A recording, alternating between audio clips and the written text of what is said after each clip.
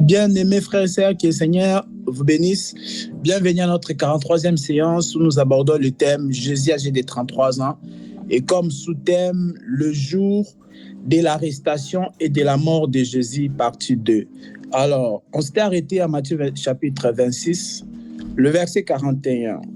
Je vais lire et puis voilà. J'espère que nous sommes tous là. Matthieu chapitre 26, le verset 41. Veillez.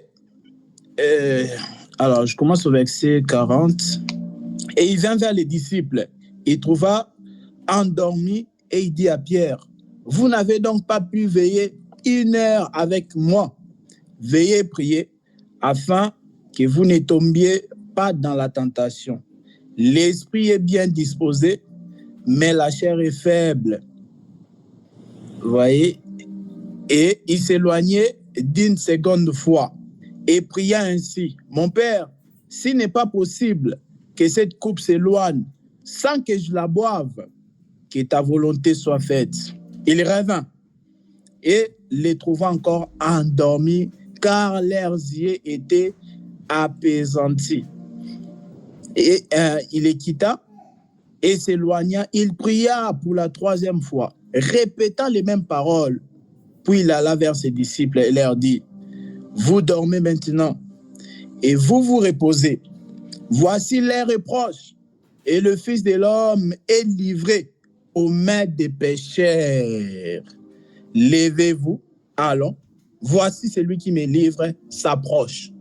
Vous voyez, donc ça se passe toujours dans la nuit là. Dans la nuit, de son arrestation. Donc, c'est ça la réponse que les frères Joachim m'avaient donnée. Vous voyez, Jésus, déjà, le jour, donc nous sommes dans le jour de sa crucifixion, enfin, le jour de son arrestation, et il prévient déjà à ses disciples que la tentation sera tellement forte que vous allez tous me régner. Mais Pierre, il dit non. Pierre, il dit, même lorsque tous ces petits vont te régner, mais moi, Pierre, je ne te régnerai jamais. Et Jésus lui dit quoi? Il dit, ce soir même. Jésus l'avait déjà prévenu. Il dit, ce soir même. Il dit qu'avant que le coq puisse chanter 3 fois, avant que le coq puisse chanter 2 fois, toi, Simon Pierre, tu vas me régner 3 fois. Mais Pierre n'a pas crié en cela. Donc, c'était vraiment très compliqué. La tentation était vraiment tellement forte.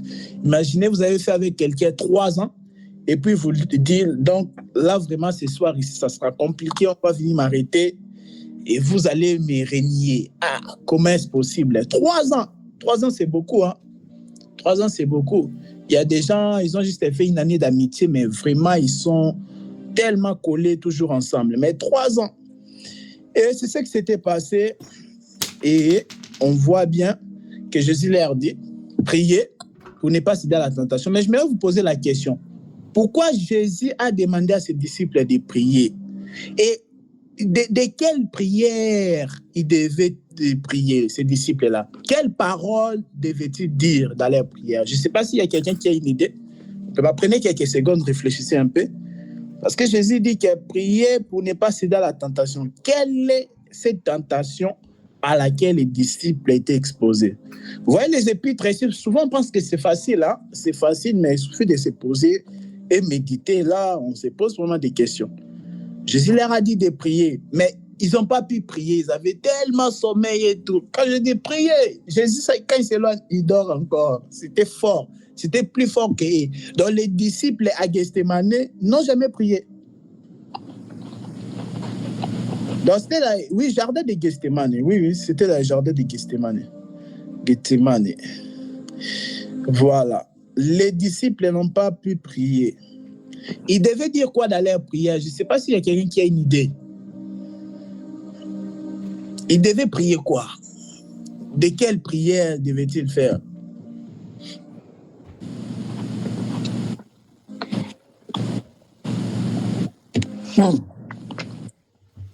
Une question a été posée. Comment?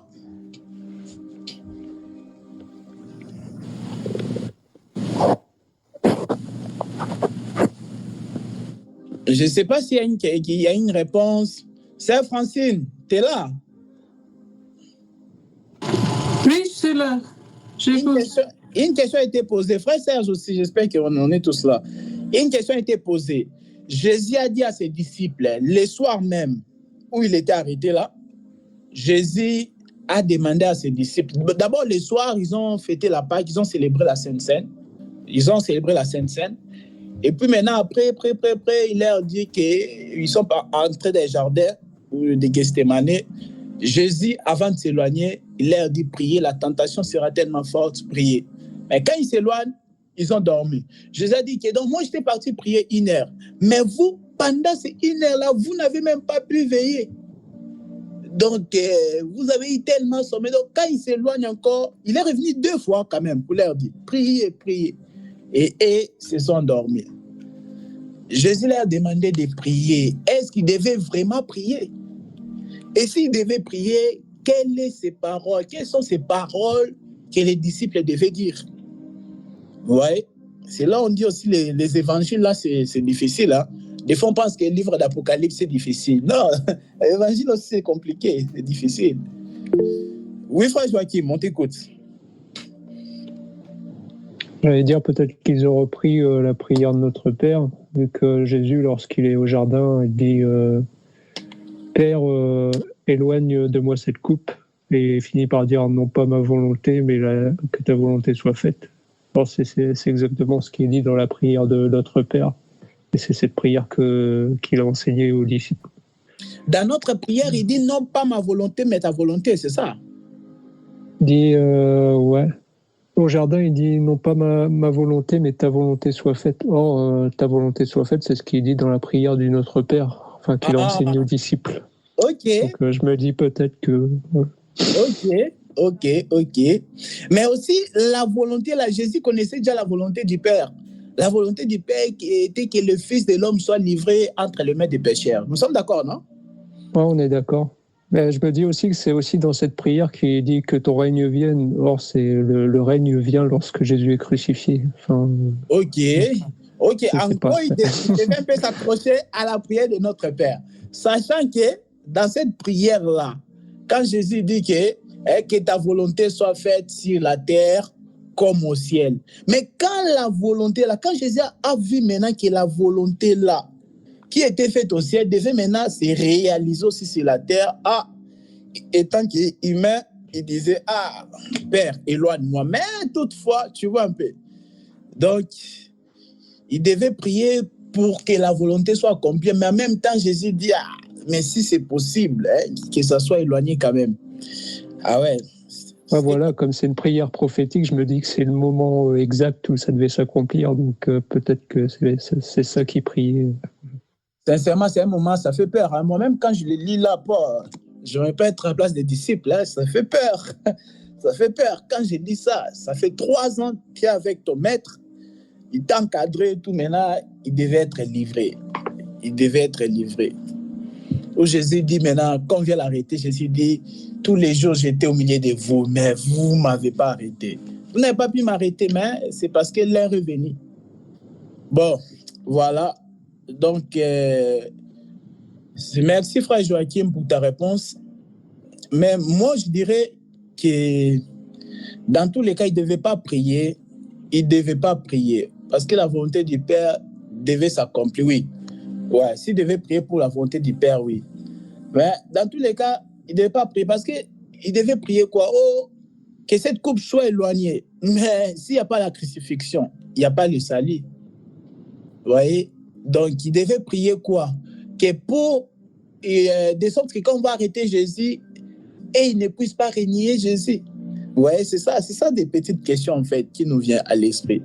Mais il ne devait pas prier parce que déjà, voilà, la prière de Jésus était suffisante. Parce qu'il a répété ça 3 fois. La Bible dit 3 fois. Jésus a répété la même prière. S'il est possible que je ne bois pas cette coupe, s'il est possible, mais 3 fois il a fait cette prière-là. Donc sa prière était déjà suffisante. On n'a plus besoin de la prière des disciples, non. Alors, les disciples, ils ont bien fait de dormir parce qu'il n'y a qu'un seul intercesseur. Il n'y a que Jésus qui intercède en faveur de nous. Vous voyez. Donc, c'était des moments vraiment très, très, très compliqué. Et je m'aimerais revenir juste à Matthieu chapitre 26, lorsqu'ils ont pris la Sainte Seine, le verset 26. Pendant qu'ils mangeaient, Jésus prit le pain et après avoir rendu grâce, il les rompit et donna aux disciples en disant, prenez, mangez, ceci est mon corps. Il prit ensuite une coupe et après avoir rendu grâce, il la leur donna en disant, buvez-en tous, car ceci est mon sang, le sang de l'alliance qui est répandu pour plaisir, pour la rémission des péchés. Verset 29, c'est ça. Je vous l'ai dit, je ne boirai plus désormais de ces fruits de la vigne, jusqu'au jour où j'en boirai de nouveau avec vous dans le royaume de mon Père. Matthieu 26, verset 29, Jésus fait une promesse aux disciples. Il dit que désormais, je ne boirai plus de ces fruits de la vigne ici, de ces vins avec vous, dans mon royaume. Donc, la prochaine fois qu'on va célébrer, qu'on va boire du vin, ça sera dans le royaume du Père. Donc, par rapport à ça, il y a des gens qui pensent qu'au ciel, on va boire du vin. Qui pensent ça? Qui pensent qu'au ciel, on va boire du vin? Parce que là, Jésus dit que j'en boirai de nouveau dans le royaume de mon Père. Les gens, ils pensent qu'au ciel, on va boire du vin. Qui pense qu'au ciel, on va boire du vin? Et qui ne pense pas? Ce soir, il y a des questions. Hein? Il y a des questions un peu... Qui pense qu'au ciel, on va boire du vin? Je pense que ce n'est pas mauvais parce que je pense qu'on boira. Parce que le Seigneur, quand il est ressuscité avec son corps glorieux, oui, il est venu la partager, il a mangé avec ses disciples. Okay. Et nous savons que c'est lui le royaume de Dieu. Donc, je pense que on pourra boire parce qu'on aura ce corps-là aussi. Il a mangé ici avec les disciples, il a bu. Mm-hmm. Ok. Bon, c'est vrai que le royaume de Dieu n'est pas de manger, de boire, mais il l'a fait aussi. Bon. Il y a... C'est Francis, t'as fini de parler, hein? Oui, je dis c'est une question à débattre. C'est vrai qu'on dit la chair et le sang n'héritera pas le royaume de Dieu, tu vois? Okay. Si on regarde comme ça, on va comprendre que le corps qui hérite le royaume, en fait, n'a pas besoin de manger et boire. En fait, la nourriture physique. Mais aussi, si on voit comme le Seigneur a apparu aussi à ses disciples avec le corps glorieux, il a partagé le repas avec eux. D'accord. Ok. D'accord. On aussi dit que ce corps-là aussi a bu et mangé. Ok. Merci, Sœur Francine. Oui, frère Joachim, après, il y a Sœur Pélagios qui a levé la main.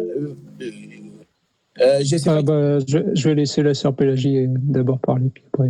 Oui, Sœur Pélagie, on t'écoute.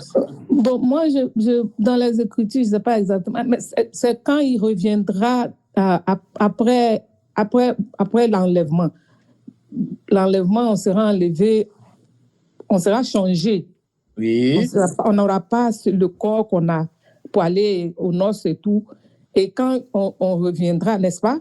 Oui. On reviendra. Bon, peut-être que c'est en ce moment-là. Ou bien, bon, je ne suis pas trop sûre, mais le manger, le boire, comme la sœur Francine a dit que le royaume des cieux n'est pas pour le manger, le boire. Et puis, on n'aura pas besoin. Mais, je ne sais pas. Merci, Sœur Pélagie. Je vois là où tu veux venir. Mais en fait, souligner une chose, hein, ils ont mangé le pain et ils ont bu du vin. Mais Jésus ne parle plus du pain. Il parle seulement, il se concentre uniquement maintenant sur le vin. Il dit, quant au vin, j'en boirai plus avec vous sur cette terre. Mais j'en boirai de nouveau dans le royaume de mon Père. Il n'a plus parlé du pain. Il a parlé qu'il s'est concentré uniquement sur le vin. Vous voyez? Donc, comprenez déjà ça. Oui, c'est frère Joachim. Oui, donc ce que je voulais dire, c'est que Jésus parlait par rapport à lui-même aussi, vu qu'il est dit dans les Écritures qu'il est grand prêtre selon Melchizedek, et le grand prêtre est celui qui amène le sang dans le sanctuaire. Okay. On sait aussi qu'il est le grand roi. Or, si on va voir en Genèse 40, lorsque il y a le chef des échansons, il va pour mettre le vin dans la main du roi, et c'est pour que le roi puisse boire. Ce que je veux dire par là, c'est que Jésus fait office de grand prêtre, mais il fait office aussi de grand roi. Donc c'est lui-même qui amène son sang dans le sanctuaire, mais c'est pour que lui-même puisse... comment dire, pour mettre la coupe dans sa propre main lui-même. Je ne sais pas comment dire ça. Ok. Ouais. Je ne sais pas si tu vois ce que je veux dire, mais bon. Oui, d'accord. En tout cas, merci. Merci pour vos réponses. C'est vrai, quand il y a des thèmes... C'est plus par rapport à l'Alliance Nouvelle aussi, quoi. Donc, oui, ok. D'accord, frère Joachim. Ok, merci pour vos réponses. Et moi, je répondrais ceci à cette question-là, parce que je vous ai dit qu'ils ont mangé le pain, ils ont bu aussi le vin. Ils ont célébré le repas du Seigneur, la Sainte Seine. Mais Jésus ne touche plus le pain. Il n'en parle, ça ne l'intéresse plus, mais il se concentre uniquement sur le vin. Moi, je dirais plutôt, quand il dit que j'en boirai de nouveau dans le royaume du Père, parce qu'il ne faut pas aussi oublier qu'on a parlé sur la transformation de l'eau en vin. Le premier miracle catalogué là, des noces à Cana, on avait montré avec les Écritures que le vin aussi parle de la joie. Par exemple, Ecclésiaste 10, verset 19, on dit que le vin rend la vie joyeuse. Il y a aussi les Écritures des psaumes, je crois, psaume 105 aussi, 105 qui dit que le vin réjouit le cœur de l'homme. Donc, vous voyez, vous retrouvez pas mal des Écritures qui parlent, quand on parle du vin, on voit la joie, la jouissance, vous voyez. Donc, le vin est associé aussi à la jouissance. Donc, moi, je dirais, et quand Jésus dit que j'en boirai de nouveau avec vous dans le royaume de mon Père, ça veut simplement dire qu'il y aura la joie dans le royaume de mon Père. Heureusement qu'il y aura la joie. Hein? Heureusement qu'il y aura la joie dans le royaume de mon Père. Parce que là-bas, il n'y a pas de tristesse. Je pense que vous le savez bien. Il n'y aura pas de tristesse parce qu'il n'y aura pas la mort. La mort ne va pas exister. Et puis, voilà. Bon. Déjà, la tristesse, tout ça est lié à cette chair. Hein? Et la tristesse est liée à cette chair corruptible, à cette chair mortelle. Dans le royaume du Père, on n'aura plus cette chair corruptible et mortelle. Vous voyez? Donc, au ciel, il n'y aura que la joie. Donc, moi, je répondrai que, si on me pose cette question, moi, je dirais que le vin que Jésus parle ici, qu'on va boire dans le royaume du Père, en tout cas, il s'agit de la joie, il y aura la joie au ciel. Voilà. C'est ça ma réponse. Voilà, on continue. Alors, oui, on reprend là où on était. On avait fait une petite marche arrière. Alors, nous étions déjà dans le verset 46. 46, oui.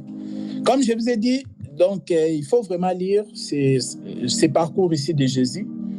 Le jour de son arrestation. Donc, on a les Écritures qu'on a données, Matthieu 26. On va aussi aller consulter aussi Marc 14, Luc 22, Jean 18, Jean 19. On continue. Matthieu chapitre 26, le verset 46. Levez-vous, allons, voici celui qui me livre s'approche. Comme il parlait encore, voici Judas, l'un des 12 arriva, et avec lui une foule nombreuse armée d'épées et de bâtons, envoyés par les principaux sacrificateurs et par les anciens du peuple. C'est lui qui les livrait, leur donnait ces signes. C'est lui que je baiserai, c'est lui. Saisissez-le. Aussitôt, s'approchant de Jésus, il dit, salut Rabbi. Il les baisa. Jésus lui dit, mon ami, ce que tu es venu faire, fais-le. Alors ces gens s'avancèrent, mirent les mains sur Jésus et les saisirent. Verset 51. Et voici, un de ceux qui étaient avec Jésus, étend la main et tira son épée, on parle de Pierre, il frappa le serviteur du souverain sacrificateur et lui emporta l'oreille. Jésus lui dit, remets ton épée à sa place. Jésus n'a pas dit, jette ton épée. Ça aussi, on va expliquer. Pierre, bon, ici, on ne cite pas les noms de Pierre, c'est dans d'autres évangiles. Mais ici, on dit que l'un des disciples a fait sortir son épée et il a emporté l'oreille du serviteur du souverain sacrificateur, donc l'une des personnes qui était venue pour arrêter Jésus. Alors Jésus lui dit, remets ton épée à sa place. Pas jette ton épée, mais garde ton épée à sa place. Il dit quoi? Car tous ceux qui prendront l'épée périront par l'épée. Penses-tu que je ne puisse pas invoquer mon Père qui me donnerait à l'instant plus de 12 légions d'anges. Comment donc s'accompliraient les Écritures, d'après lesquelles il doit être ainsi? En ce moment, Jésus dit à la foule, Jésus dit à la foule, nous sommes au verset 55, vous êtes venus comme après un brigand, avec des épées et des bâtons, pour vous emparer de moi. J'étais tous les jours assis parmi vous, enseignant dans le temple, et vous ne m'avez pas saisi. Et tout cela est arrivé afin que les écritures des prophètes fussent accomplies. Alors tous les disciples l'abandonnèrent et prirent la fuite. À un moment donné, ils ont abandonné. Je ne sais pas si vous avez vu ici. Le verset 5, tu peux le lire, hein, frère Joachim, le verset 56, tu peux le lire, s'il te plaît.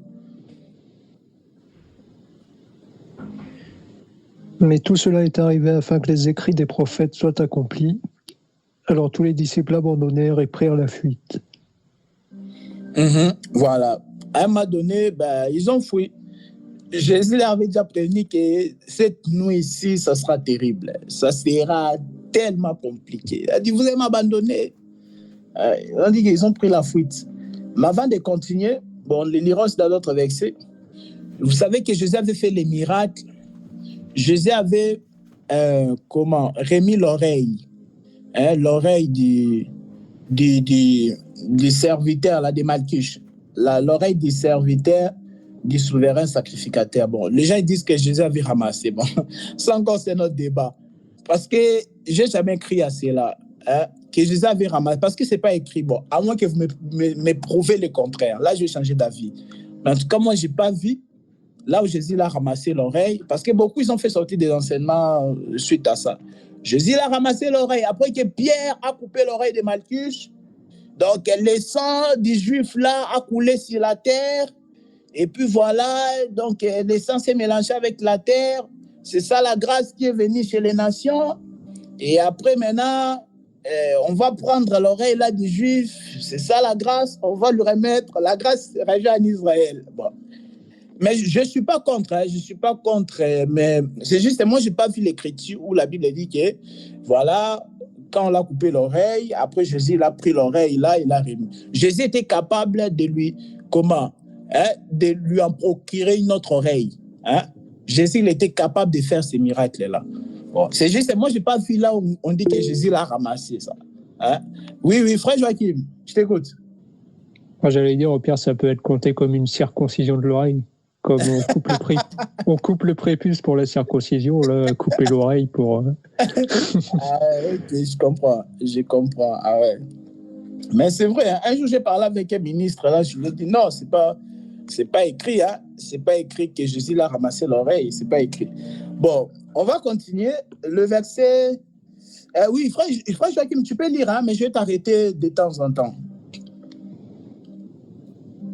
Verset 57 déjà. Ceux qui avaient arrêté Jésus l'emmenèrent chez le grand prêtre Caïphe, où les spécialistes de la loi et les anciens étaient rassemblés. Pierre le suivit de loin jusqu'à la cour du grand prêtre, y entra et s'assit avec les serviteurs pour voir comment cela finirait. Les chefs des prêtres, les anciens et tout le Sanhédrin cherchaient un faux témoignage contre Jésus afin de le faire mourir. Mais ils n'en trouvèrent pas, quoique beaucoup de faux témoins se soient présentés. Enfin, il en vint deux qui dirent, celui-ci a dit, je peux dit,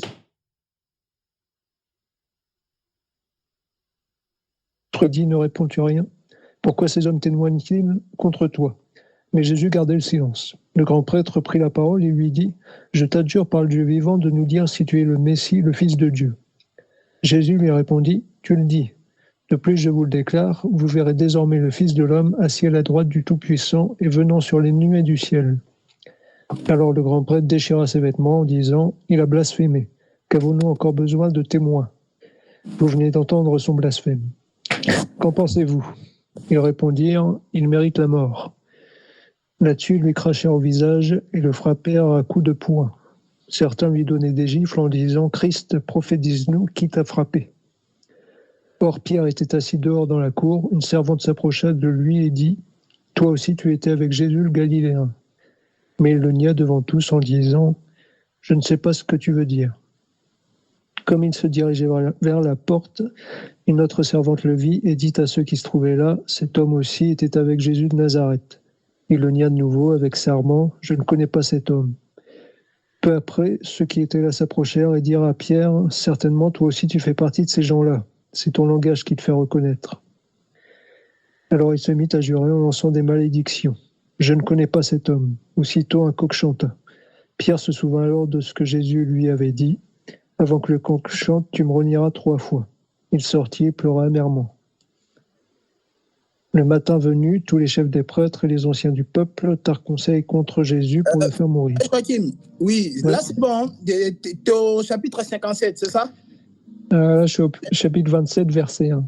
Ah oui, c'est ça. Ok, merci beaucoup. C'était surtout Matthieu 26. Ok. Donc voilà.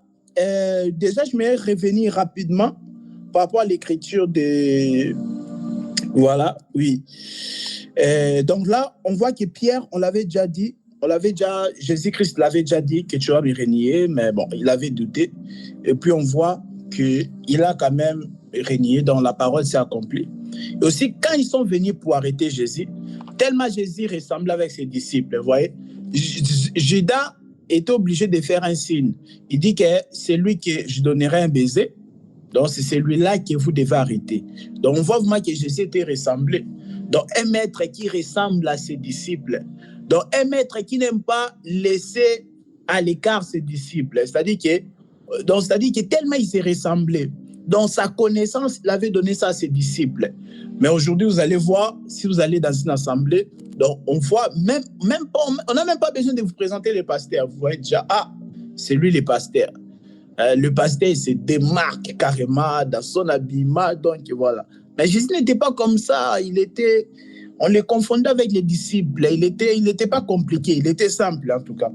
Il était simple. Tellement qu'ils étaient ensemble, tellement ils partageaient sa connaissance à ses disciples. Donc, il s'est ressemblé carrément. Donc, il était obligé de faire un baiser à Jésus pour qu'on puisse les reconnaître. Donc, voilà, c'est comme ça que ça s'achève. Matthieu chapitre 26. Mais aussi, on l'a arrêté, mais il n'y avait pas... Là, on va aller dans Jean, il y a des choses intéressantes. Là, on l'a arrêté, mais on ne trouvait pas de témoins. On ne trouvait pas de témoins parce que dans la loi de Moïse, il est dit que tu ne peux pas condamner une personne sans déposition de 2 ou 3 témoins. Il fallait au moins 2 ou 3 témoins puissent témoigner que Jésus est un coupable. Vous voyez? Parce que pour les Juifs, Jésus était un coupable. Jésus était coupable. Mais on voyait pas, il n'y avait pas d'argument. On ne voyait pas des raisons pour lesquelles on doit les condamner. Mais il y a quelqu'un, vous voyez, souvent vous ne faites pas attention.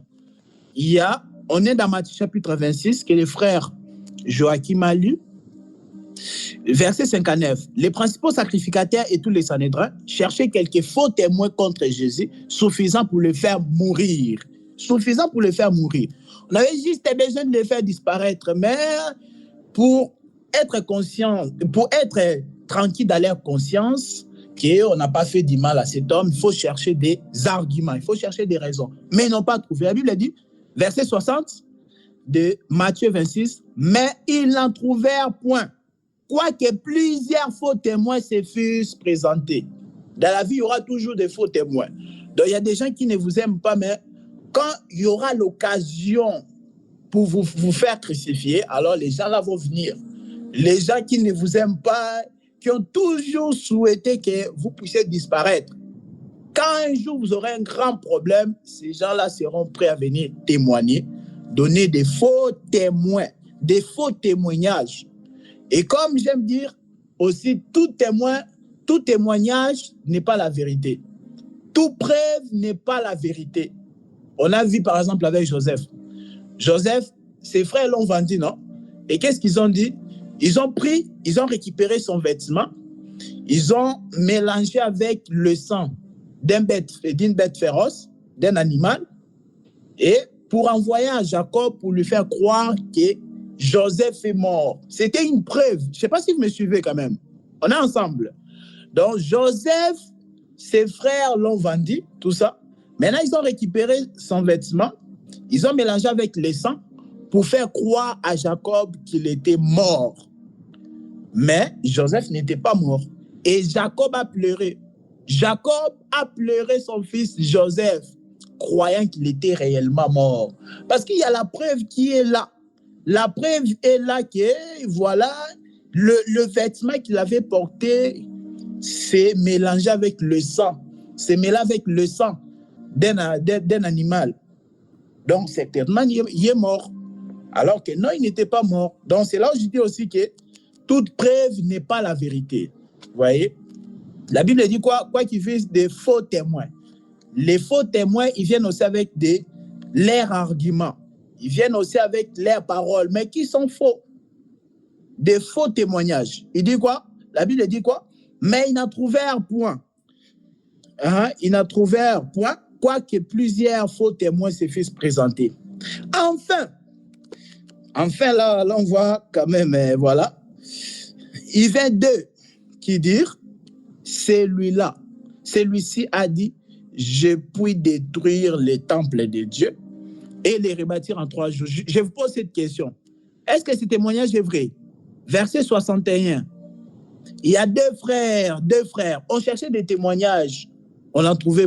Les gens venaient témoigner, mais on savait que non, ce n'est pas vrai.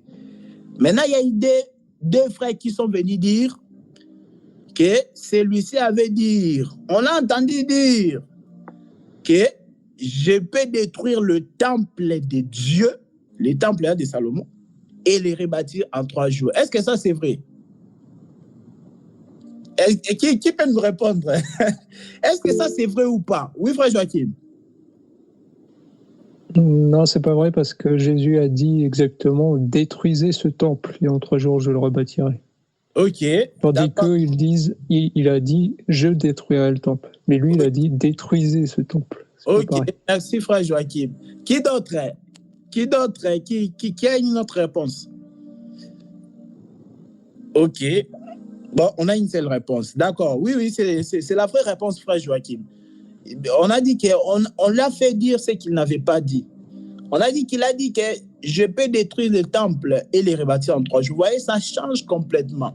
Jean chapitre 2, verset 19. Il avait dit, vous détruisez les temples et moi, c'est à moi de les rebâtir. Mais ce n'est pas moi de les détruire. Non.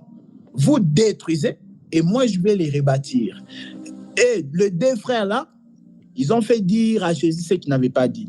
Ils ont dit qu'on a entendu dire qu'il va détruire les temples. Vous voyez, ça change complètement. Ça change, même prophétiquement, ça change. Parce que les temples, la Bible nous continue encore vers le verset 21 de Jean chapitre 2. On dit qu'il parlait de son propre corps. Dans le corps de Jésus, vous devez les détruire. Jésus, il ne doit pas détruire son propre corps. Non. Vous devez les détruire. C'est comme Jonas. Il ne s'est pas jeté dans la mer. Non. Vous prenez Jonas. Jonas, il a dit quoi? Prenez-moi, jetez-moi dans la mer. Et la tempête va se calmer, va s'apaiser. Donc, c'était comme ça. Et ils ont dit que Jésus avait dit, il va détruire les temples. Non? Jésus va rebâtir. Donc, la puissance de la résurrection vient de Jésus lui-même. Lui, il a la puissance de la résurrection, vous voyez. Jésus, lui, il rebâtit. Lui, il relève. Lui, il ne vient pas pour faire tomber les gens. Lui, il ne vient pas pour mettre les gens à terre. Ça, c'est le travail de qui? Des brigands. Ça, c'est le travail des brigands. Vous vous rappelez de la parabole des Samaritains. L'homme qui était tabassé à demi-mort. Cet homme-là n'a pas pu se défendre. Vous voyez dans Luc chapitre 10. L'homme tabassé à demi-mort. Par qui? Par les brigands. Ça, c'est le travail des brigands. Et ils fracassent et ils tapent. Donc, ils te laissent comme ça à demi-mort. Mais le Samaritain, lui, vient pour relever. C'est ça le travail de Jésus. Donc, c'est ça, quand dans la vie où tu vois flou, il y aura des périodes comme ça dans la vie où tu vas voir flou. Tu as l'impression que tout le monde est contre toi. Alors, personne ne te comprend pas. Personne ne te comprend. Mais n'oublie pas qu'il y a celui qui t'a toujours aimé sans intérêt. En fait, Jésus, lui, nous aime. C'est-à-dire, comment dire ça? C'est-à-dire, avant même que tu puisses venir dans ce monde, lui, il a déjà vu la manière dont tu vas finir ta vie. Toi, tu ne sais pas. Moi, je ne sais pas comment ma vie va finir. Personne ici d'entre nous qui connaît comment sa vie va finir. Mais Jésus, lui, il sait comment ta vie va finir. Et lui t'a déjà aimé comme ça. Il t'a aimé en connaissant déjà la fin de ta vie. Vous voyez? C'est pourquoi je dis qu'il y aura un moment dans la vie, tu auras l'impression que tout le monde est contre toi. Tu as beaucoup de combats. Même les gens que tu avais aidés dans le passé, maintenant, ils se sont retournés contre toi. Ils se sont déclarés ennemis contre toi. Ah, la vie est faite des mauvais jours. Il y a des jours comme ça. Alors, tu dois toujours te rappeler qu'il y a un qui ne met pas à terre. Lui, il ne vient pas pour détruire. Il ne vient pas te mettre à demi-mort. Parce que la faiblesse de Dieu, c'est quoi? C'est de s'occuper d'une personne qui a personne d'autre. C'est ça. C'est ça sa faiblesse. Donc, quand il voit l'homme tabassé à demi-mort, l'homme tabassé à demi-mort, là, on a bien vu qu'il ne pouvait pas compter sur les Lévites et les sacrificateurs. Il ne pouvait pas compter sur eux. Les Lévites, c'est passé comme ça. Hein? Les sacrificateurs aussi est passé comme ça. Mais le Samaritain s'est dit quoi? Il n'y a que moi. Si moi je ne l'aide pas, il n'y aura plus personne d'autre. C'est pourquoi les gens qui n'acceptent pas le salut de Dieu, c'est-à-dire le pardon de Dieu, ce sont des gens qui se trouvent encore un peu incapables d'eux-mêmes. Alors que Dieu, il faut vraiment qu'il voit que tu ne peux plus compter sur toi-même. Donc c'est là maintenant, il vient te sauver. C'est maintenant là. Il faut que tu sois vraiment pécheur à 100%. Parce qu'il y a des gens, ils pensent que lui, il est pécheur à 10% seulement. Ils pensent qu'il est 95%, il est saint, 5% il est pécheur. Vous voyez? Donc il est là à se glorifier de ses œuvres. Non.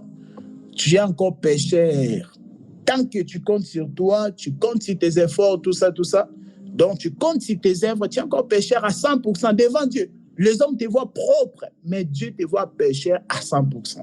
Donc, c'est lorsque tu n'as plus quelqu'un à qui compter, c'est là où vraiment Dieu vient. Donc, c'est ça. Et maintenant, on a vu que Jésus devait rebâtir le temple. C'est lui qui relève le temple. C'est lui qui relève les gens. Donc, quand tout le monde te met à terre, lui vient comme les Samaritains pour te relever. Alors, on continue. Donc, c'était ça. Et voilà, verset 61, voilà, c'était ça. Donc, il n'y avait que des faux témoignages par rapport à Jésus. Il n'y avait pas, donc, quelqu'un qui avait témoigné vraiment. Alors, nous sommes dans Jean chapitre 18. Nous sommes toujours là en parlant du jour de son arrestation.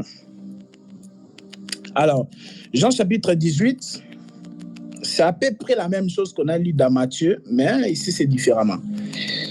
Jean 18, alors, voilà. Alors, oui, le verset 4, frère Joachim, commence au verset 4. Je vais t'interrompre de temps en temps. Verset 4, Jean 18.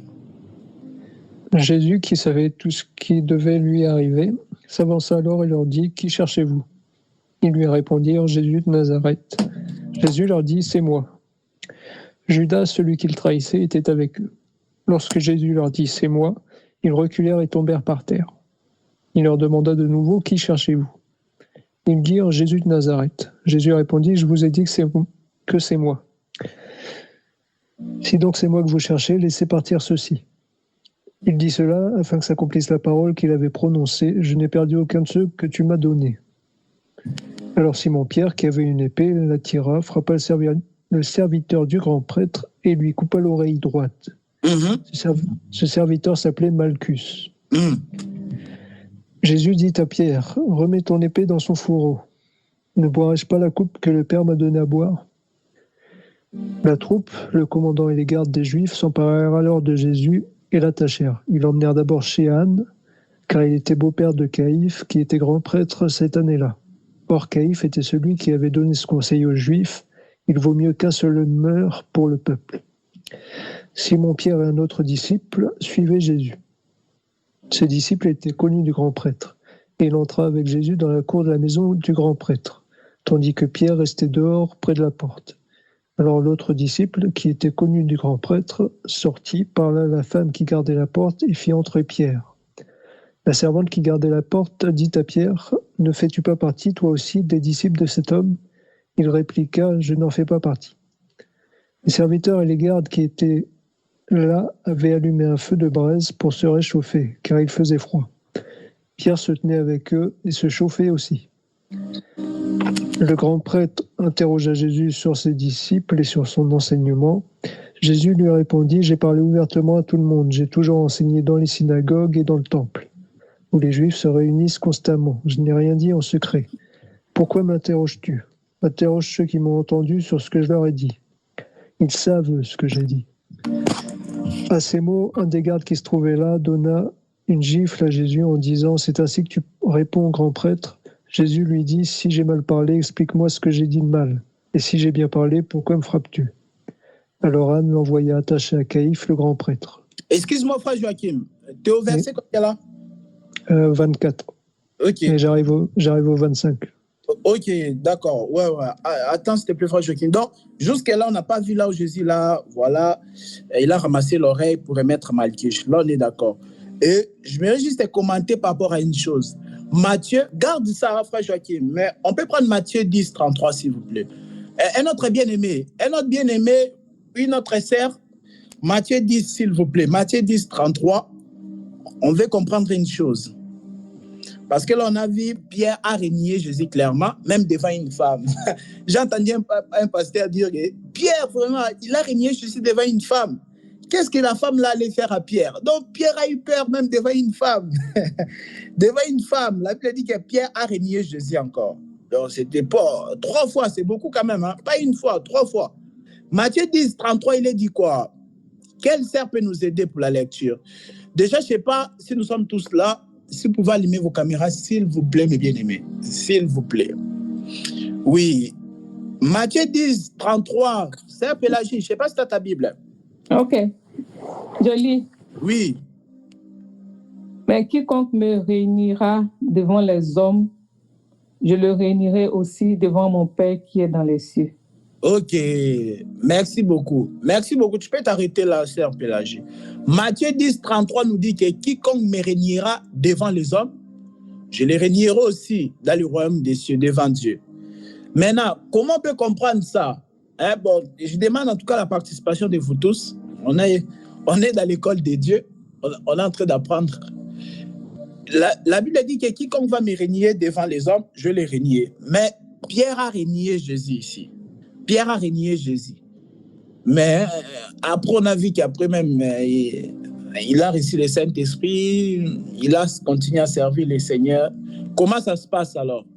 Si quelqu'un régnie, Jésus dit qu'il faut aussi les régner. Mais Pierre a régné Jésus.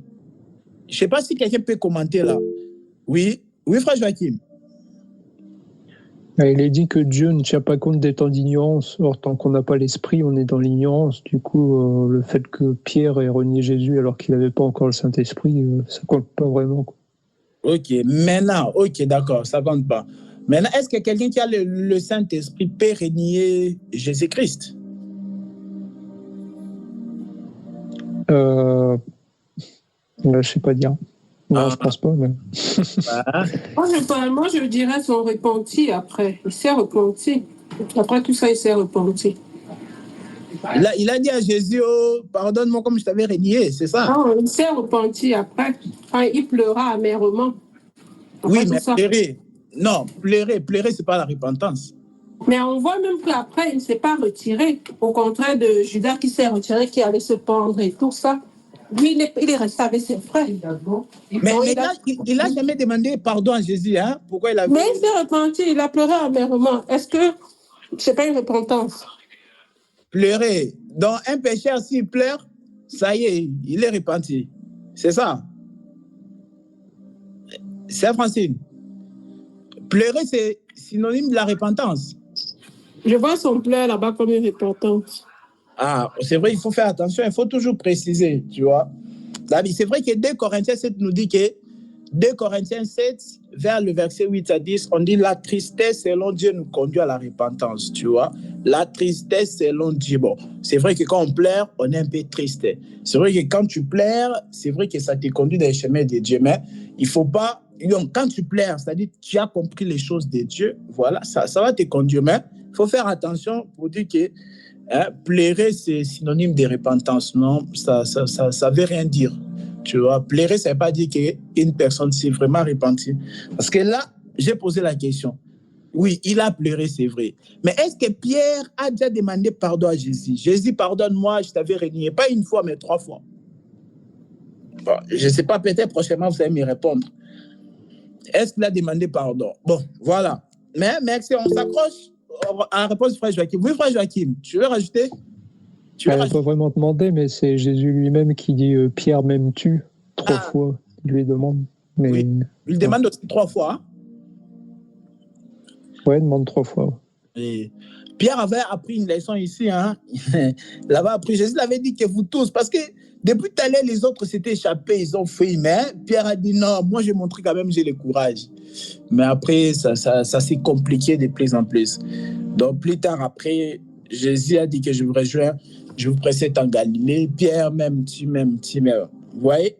Donc on doit toujours faire attention avec les choses de Dieu. Je vois, il y en a, ils sont trop dans les jugements. Hein. Ils sont vraiment trop dans les jugements sans connaître le cœur de Dieu. Beaucoup de ceux qui se disent chrétiens, ils ne connaissent pas le cœur de Dieu. Ils ne connaissent pas.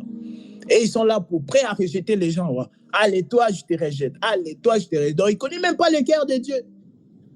Jésus l'a dit, donc, quiconque va me renier, je vais aussi le renier.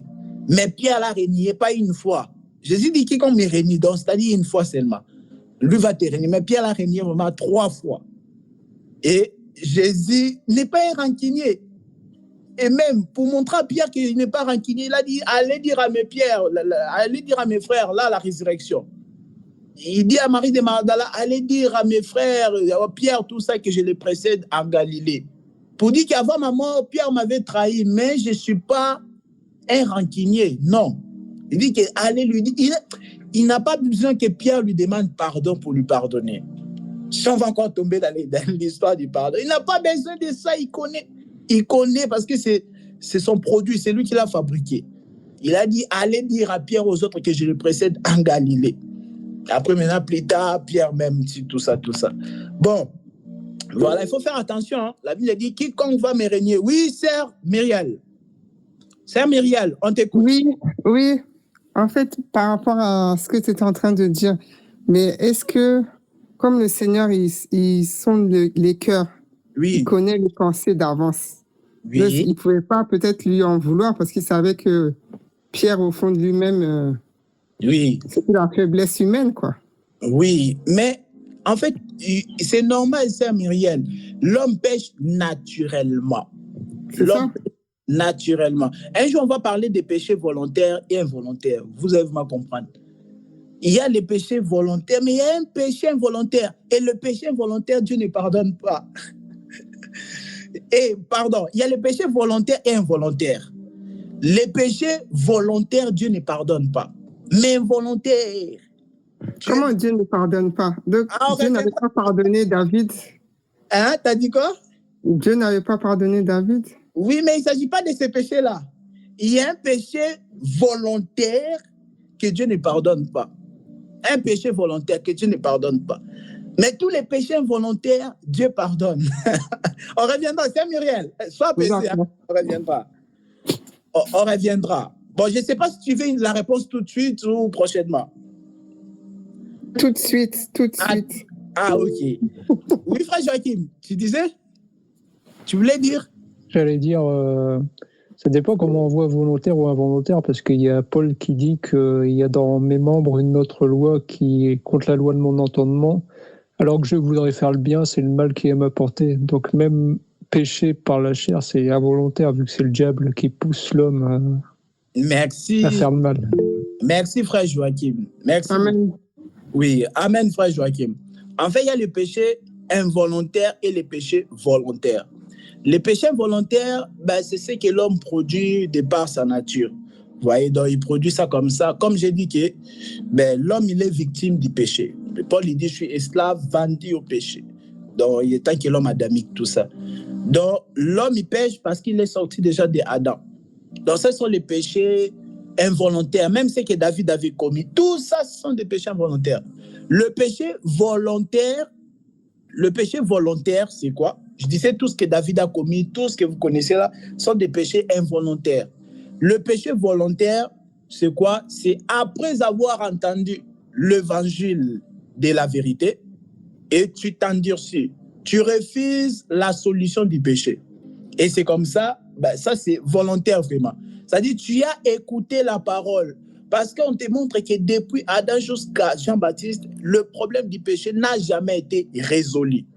De Adam à Jean-Baptiste. Et ce n'est pas toi qui vas résoudre le problème du péché avec tes petites disciplines-là. Non, ce ne sera pas par toi. On te propose maintenant la solution. On te montre la solution, le médicament contre le péché. Tu refuses de prendre, là tu vas mourir. Donc, c'est-à-dire c'est l'incrédulité à l'égard de l'évangile de la croix. Quand tu refuses l'évangile de la croix, ça c'est l'incrédulité. Ça, c'est un péché volontaire. Il y a des gens même, ils comprennent l'évangile, mais ils refusent de croire. Parce qu'ils pensent qu'il y aura une autre solution. Ça c'est grave. On te présente, on dit bien l'agneau masculin, singulier, pardon. L'agneau singulier, c'est l'agneau de Dieu qui ôte le péché du monde. Qui ôte le péché du monde. Mais toi, tu penses qu'il y aura une autre solution ailleurs. Ça, c'est un péché volontaire. Mais prochainement, quand on va aborder, c'est là on entre encore dans les profondeurs. Mais je pense que vous avez compris, non? Donc, c'est l'incrédulité. C'est l'incrédulité face à l'évangile. Donc, l'homme, il pêche naturellement. Donc, Pierre, ce n'était pas sa faute. Il était esclave. Donc, c'était normal pour lui. Ça va? Jusqu'à là, ça va? Ça va. Oui, frère Joachim. Ouais, j'ai une question. Oui. Est-ce que le péché volontaire, donc, c'est le blasphème, quoi? Oui, Parce que c'est pareil. C'est quand tu as déjà entendu, bien compris la parole de la grâce, que tu étais dedans, mais tu retournes en arrière et tu ne veux plus en entendre parler. Oui, déjà retourner. Je m'aimerais préciser une chose ici. Celui qui a goûté que le Seigneur est bon, il ne retourne plus en arrière. Celui qui retourne en arrière, c'est celui qui avait compris, mais il n'a pas cru. Je ne sais pas si tu vois la différence. Tu vois, non? Donc, il y a comprendre et croire. Pour croire, il faut d'abord comprendre. Tu es dans les processus. Mais il y a des gens, ils comprennent, mais ils disent non, je rentre chez mon ancien pasteur là. Là-bas, on tombe, c'est bien, il nous impose les mains, on tombe, tout ça. Chaque fois, on chasse les démons, ils reviennent. On aime bien ce spectacle-là. Donc, lui, il refuse l'évangile de la simplicité. Vous voyez? Lui, il refuse ça. Tu vois? Il refuse carrément ça. Donc, il a compris, mais il a dit non, ma vie d'avant, là, c'est bien. C'est comme l'histoire du vin, quoi. La Bible dit quoi? Dans Luc chapitre 5, verset 39. La Bible dit que personne, après avoir goûté du vieux vin, il en veut le nouveau. C'est-à-dire une personne qui a goûté du vieux vin, il ne veut plus le nouveau. Il a dit non, le vieux là est bon. Tu vois, c'est un peu la même chose. Ouais, c'est ceux qui se donnent des enseignants conformes à leurs désirs, comme dit l'Écriture. Donc, ce sont des gens, une personne qui tu as prêché, il t'a dit Amen, mais après, tu vois qu'il retourne dans ses pratiques, dans ses rituels d'avant là. C'est quelqu'un qui n'a jamais cru. Il a compris, mais il n'a pas. C'est le fait, par exemple, d'aller dans les fausses églises, en fait. Oui. C'est une personne qui n'a pas cru à l'évangile, tu vois. Donc, tu le prêches, tu comprends, mais tant que tu n'as pas... Parce que quand tu crois à l'évangile, il y a un changement, il y a quelque chose qui se passe. Tu ne peux pas rester les mêmes. Donc, il y a un changement. Soit tu vas quitter là, soit... En tout cas, il y aura un changement, il y aura une transformation. Donc, il y a un changement de lié quand même. Donc, c'est ça aussi, le blasphème contre le Saint-Esprit. Le péché volontaire, ça, tu manifestes ça jusqu'à ta mort, ben voilà, c'est-à-dire que c'est fini. C'est quand tu meurs avec le péché volontaire, c'est-à-dire que tu refuses la solution au péché. Je répète encore, le plus grand problème de l'homme, c'est le péché. Il n'y a pas un problème qui dépasse les péchés. Je ne sais pas, donnez-moi un problème qui dépasse les péchés. On va en parler. Un problème qui dépasse le péché. Il n'y en a pas. Le plus grand problème de l'homme, c'est le péché. Voilà pourquoi Jésus est venu sur la terre. Non pas pour nourrir les gens comme ça physiquement, multiplier le pain et les poissons, mais sa mission. Ça, j'aimerais bien entendre ça. Un prédicateur qui prêche sur la mission de Jésus-Christ.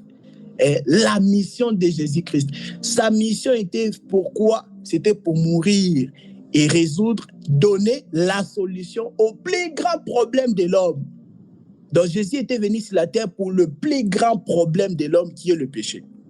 Et maintenant, il y a une personne qui refuse cette solution-là pour laquelle Jésus était venu sur terre. Mais cette personne-là doit aller en enfer. Pour lui, il n'y a pas d'autre choix. Il doit aller en enfer simplement. Hein? Donc, jusqu'à là, bon, ça va. Ça va, Sœur Myriel? Ça va? Ça va. Voilà. Ça va. Donc, c'était normal pour Pierre. Jésus savait, c'était normal pour Pierre de lui régner. C'est quoi? Il faut bien faire vraiment la part des choses. Toi, tu vas lire Matthieu 10, 33, il dit que quiconque me renie devant les hommes, je vais aussi les régner. Donc, c'est fini pour cette personne-là. Non! Jésus n'est pas rancunier. Donc, il faut faire la part des choses. Alors, on s'était arrêté où? On était dans Jean. On est déjà en train de conclure. Hein? Il est 19h30. Nous tendons déjà à la fin de notre deuxième partie sur le jour de l'arrestation de Jésus. Alors, on s'était arrêté où? Jean chapitre 18, le verset 8, après que Pierre a renié Jésus. Le verset 24, c'est ça, frère Joachim? Oui, c'est ça. Oui. Alors, oui, continue. Oui. Alors Anne l'envoya attacher à Caïphe, le grand prêtre. Simon-Pierre était là et se chauffait. On lui dit, ne fais-tu pas partie, toi aussi, de ses disciples? Il le nia et dit, je n'en fais pas partie. Un des serviteurs du grand prêtre, un parent de celui à qui Pierre avait coupé l'oreille, dit, ne t'ai-je pas vu avec lui dans le jardin? Pierre le nia de nouveau et aussitôt un coq chanta. Je continue? Oui, continue, frère Joachim, continue. De chez Caïphe, ils conduisirent Jésus au prétoire. C'était le matin, ils n'entrèrent pas eux-mêmes dans le prétoire afin de ne pas se souiller et de pouvoir manger le repas de la Pâque. Pilate sortit donc à leur rencontre et dit, de quoi accusez-vous cet homme? Ils lui répondirent, si ce n'était pas un malfaiteur, nous ne l'aurions pas livré. Sur quoi Pilate leur dit, prenez-le vous-même et jugez-le d'après votre loi. Les Juifs lui dirent, nous n'avons pas le droit de mettre quelqu'un à mort. C'était afin que s'accomplisse la parole que Jésus avait dite pour indiquer de quelle mort il allait mourir. Pilate rentra dans le prétoire, appela Jésus et lui dit, es-tu le roi des Juifs? Jésus lui répondit, est-ce de toi-même que tu dis cela ou d'autres te l'ont-ils dit de moi? Pilate répondit, suis-je un Juif, moi? Ta nation et les chefs des prêtres t'ont livré à moi. Qu'as-tu fait? Jésus répondit, mon royaume n'est pas de ce monde. Si mon royaume était de ce monde, mes serviteurs auraient combattu pour moi afin que je ne sois pas livré aux Juifs. Mais en réalité, mon royaume n'est pas d'ici-bas. Pilate lui dit, tu es donc roi? Jésus répondit, tu le dis, je suis roi. Si je suis né et si je suis venu dans le monde, c'est pour rendre témoignage à la vérité. Toute personne qui est de la vérité écoute ma voix. Pilate lui répliqua, qu'est-ce que la vérité? Sur ces mots, il sortit de nouveau à la rencontre des Juifs et leur dit, pour ma part, je ne trouve en lui aucun motif de le condamner. Mais comme c'est une coutume parmi vous que je relâche quelqu'un lors de la Pâque, voulez-vous que je relâche le roi des Juifs? Alors de nouveau, ils crièrent tous, non pas lui, mais Barabbas. Or, Barabbas était un brigand. Oui, tu peux t'arrêter là. C'est fini, hein, le verset 18, c'est ça? Le verset... Combien? Là, tu as fini le verset 40. Ah oui, oui, j'ai fini le verset 40. Il répète juste le verset où Jésus dit que je vais rendre témoignage à la vérité. Oui, le verset, oui. Vas-y, frère. Alors, verset 37. Verset 37. 37. Pilate lui dit. Oui. Oui. Pilate lui dit, tu es donc roi? Jésus répondit, tu le dis, je suis roi. Si je suis né et si je suis venu dans le monde, c'est pour rendre témoignage à la vérité. Toute personne qui est de la vérité écoute ma voix. Oui. Pilate lui répliqua, qu'est-ce que la vérité? Oui, tu peux t'arrêter là. Oui. Jésus dit que je suis roi, je suis né pour rendre témoignage à la vérité. Bon, ça, on avait déjà exploité ça quand on avait parlé de Jésus, fils de David, depuis l'année dernière. Et maintenant, Pilate lui dit, qu'est-ce que la vérité? Pilate a posé la question à Jésus. Qu'est-ce que la vérité? Jésus n'a jamais répondu à cette question-là. Jésus n'a jamais répondu à Pilate. Pilate, le gouverneur romain, il lui pose la question. Tu es d'accord, tu es roi, tu es né pour venir rendre témoignage à la vérité. Qu'est-ce que dans la vérité? Jésus n'a pas répondu à cette question. Ok. Il n'a jamais répondu. Bon, je ne sais pas, j'imagine bien que vous avez des réponses en vous. Jésus n'a pas répondu. Qu'est-ce que la vérité? Verset 38, c'est fini. Il n'a pas répondu à Pilate. Bon, je ne sais pas, ce que vous en pensez par rapport à ça, mais on reviendra prochainement. Je vais juste toucher rapidement le verset 40. On dit quoi? Le verset 39 d'abord. Après avoir dit cela, il sortit de nouveau pour aller vers les Juifs. Et il leur dit, je ne trouve aucun crime en lui. Pilate a trouvé aucun crime en Jésus. Tout à l'heure, je vous avais dit que pour Jésus, pour les Juifs, Jésus était coupable. Mais pour Pilate, Jésus n'est pas un coupable. Jésus est innocent. Alors, qui a raison? Qui a tort? Pour les Juifs, Jésus est coupable. Mais pour Pilate, Jésus n'est pas coupable et innocent. Jésus est innocent. Qui a raison? Qui a tort? Je ne sais pas si vous pouvez me répondre avant qu'on puisse conclure par rapport à Barabbas. Les Juifs ont de quoi dire que Jésus est un coupable. Mais Pilate a dit non. Jésus est innocent. D'après vous, qui a raison? Entre Pilate et les Juifs, qui a raison? Qui a tort? Et les Juifs. Les Juifs ont quoi? Raison ou tort, frère Serge? Si les Juifs ont raison. Les Juifs ont raison. Que Jésus était coupable. Oui. Bien sûr, Jésus était coupable. Oui. Ok, merci frère Serge. La réponse du frère Serge. Jésus était coupable. Oui, c'est Pélagie. Après, frère Joachim va parler. Oui, je vais aussi avec le frère qui vient de parler. Oui, frère Serge, oui. Frère Serge, oui. Frère Serge, oui. Jésus est coupable parce que selon leur loi, il a tout mélangé. Tout ce qu'ils ont dit, il n'a pas suivi. Donc, il est coupable selon leur loi. Il est coupable. Ok. Mais selon l'autre, lui, il juge selon ce qu'il voit. C'est bon. On lui a donné de juger.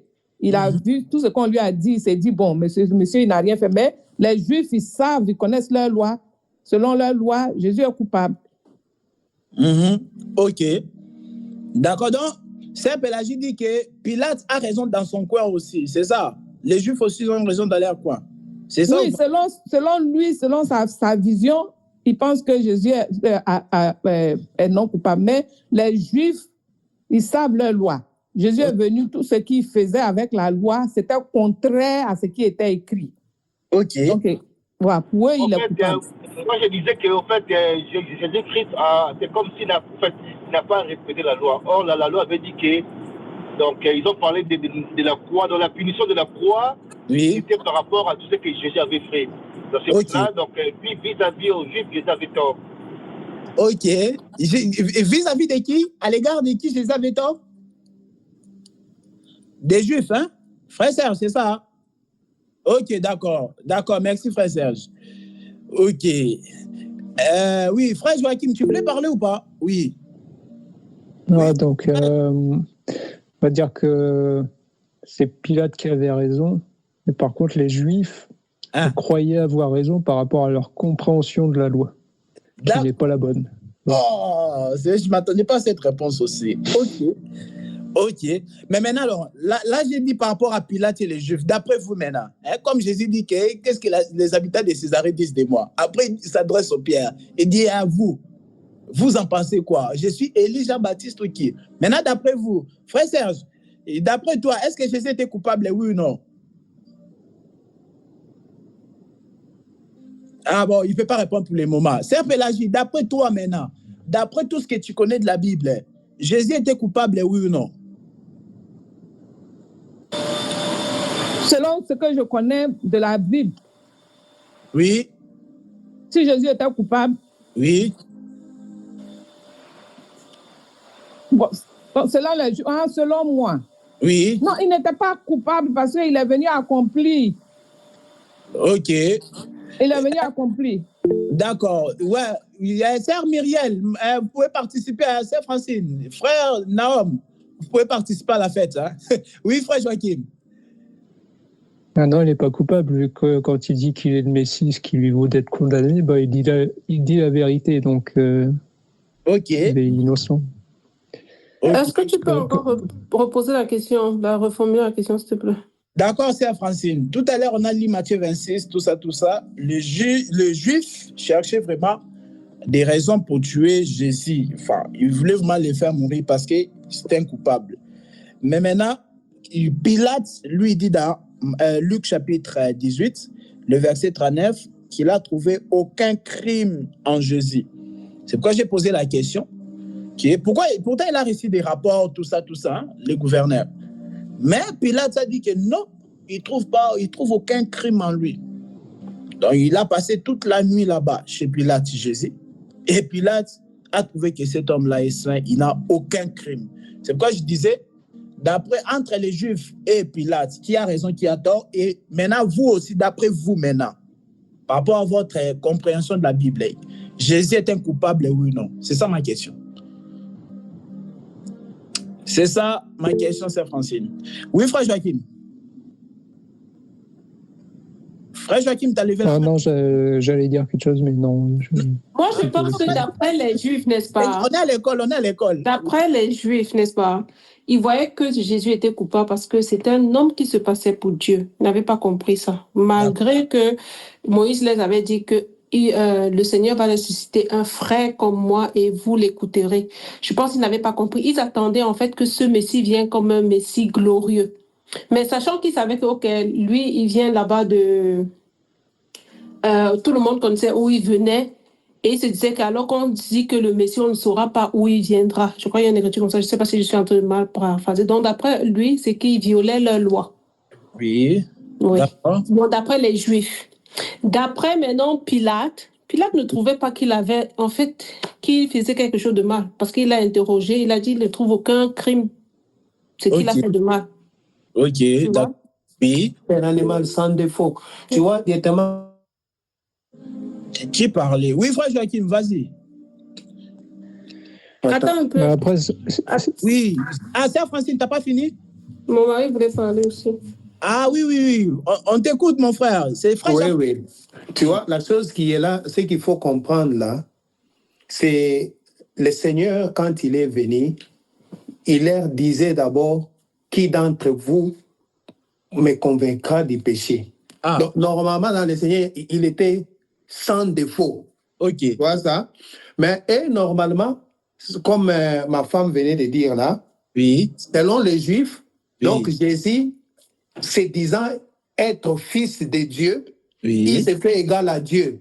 Tu vois ça? Et ils ne pouvaient pas concevoir dans leur pensée comment est-ce qu'un être humain avec la chair pouvait devenir Dieu. Comme aujourd'hui, beaucoup de gens, ils ne peuvent pas croire que non, Jésus, s'il était Dieu, comment est-ce qu'il pouvait venir mourir? Dieu mourir.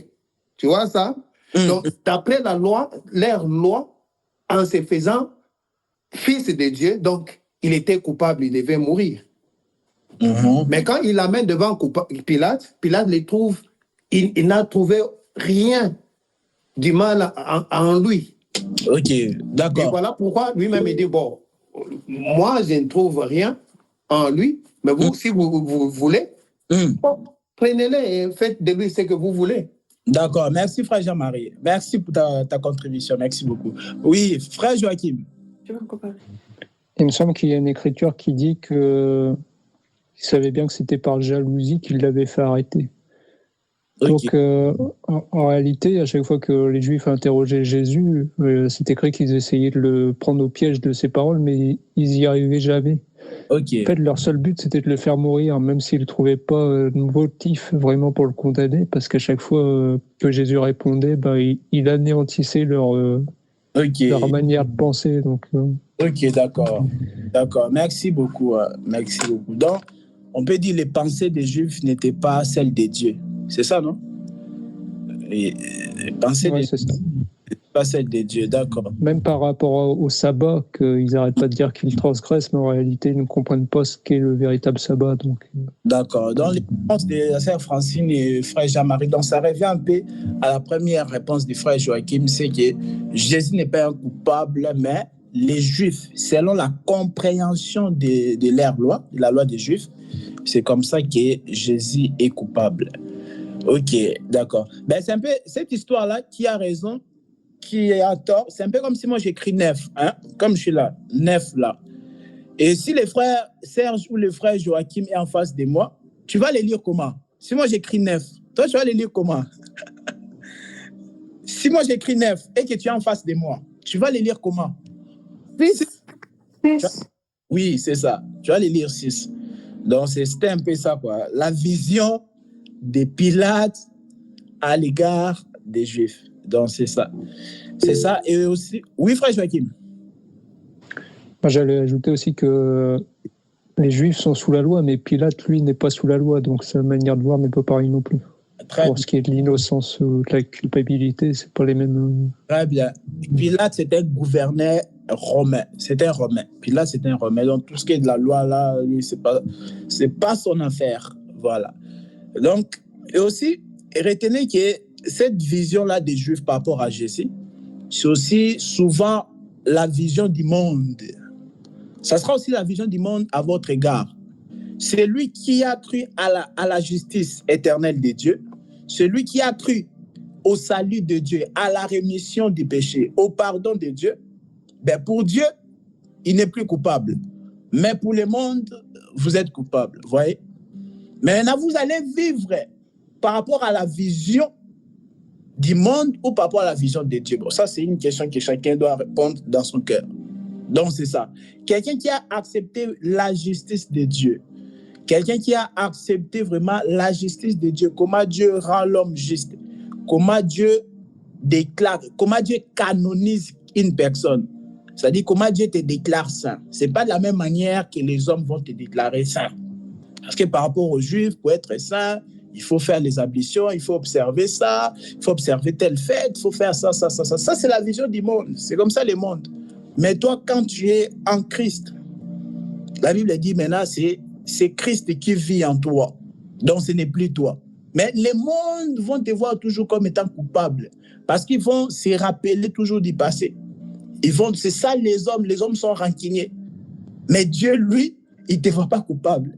C'est ça aussi, dans la vision. En gros, ici, la vision des Juifs, c'est la vision du monde. La vision de Pilate, c'est la vision de Dieu. Dieu, quand il te déclare saint, ben, tu es vraiment saint pour toujours, jusqu'à la fin de tes jours. Quand Dieu dit que tu es saint, tu es juste, jusqu'à la fin de tes jours. Et cela ne dépend même pas de toi. Cela ne dépend pas de toi, mais de celui qui t'a fait grâce.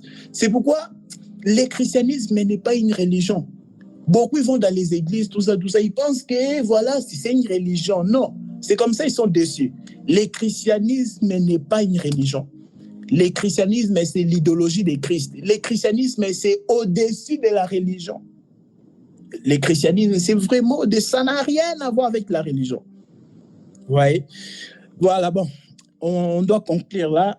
Il est bientôt 19h50. Voilà, les deux visions. Ça, n'oubliez jamais ça. Les deux visions là. Du monde, il y a la vision du monde et la vision de Dieu.